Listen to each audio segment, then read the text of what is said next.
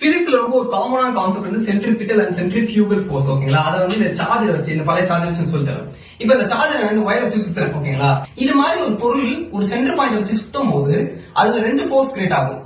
ஒரு ஃபோர்ஸ் வந்து இந்த சார்ஜரை உள்நோக்கி, அதாவது சென்டர் நோக்கி இழுத்துட்டே இருக்கும். ஓகே, ஆனா இன்னொரு ஒரு ஃபோர்ஸ் கிரியேட் ஆகும். அந்த ஃபோர்ஸ் என்னன்னா இந்த சார்ஜர் வந்து வெளியே நோக்கி பறக்க வைக்க ட்ரை பண்ணிட்டே இருக்கும். சோ சென்டர் நோக்கி இருக்கிற ஃபோர்ஸ் வந்து நம்ம சென்ட்ரிபிட்டல்னு சொல்லுவோம். இந்த சார்ஜர் வெளியே நோக்கி இருக்கிற ஃபோர்ஸ் வந்து நம்ம சென்ட்ரிஃபியூகல்னு சொல்லுவோம். ஓகேங்களா? இந்த சென்ட்ரிபிட்டல் ஃபோர்ஸ் வந்து எப்பவுமே சென்ட்ரிஃபியூகல் ஃபோர்ஸை விட அதிகமா இருக்கணும். அப்பதான் வந்து இந்த பொருள் வந்து நிலையா இந்த மாதிரி சுத்திட்டே இருக்கும். ஓகேங்களா?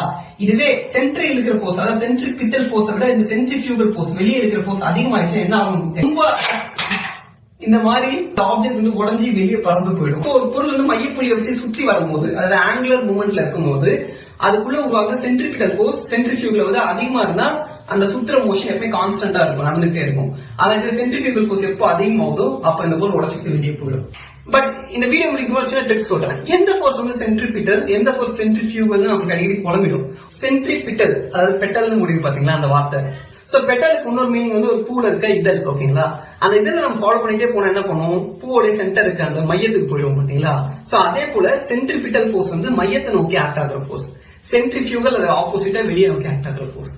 சோ இது போல ரொம்ப இன்ட்ரெஸ்டிங்கான சயின்ஸ் வீடியோஸ்க்கு நம்ம சேனலை மறக்காம ஃபாலோ பண்ணுங்க. தேங்க்யூ.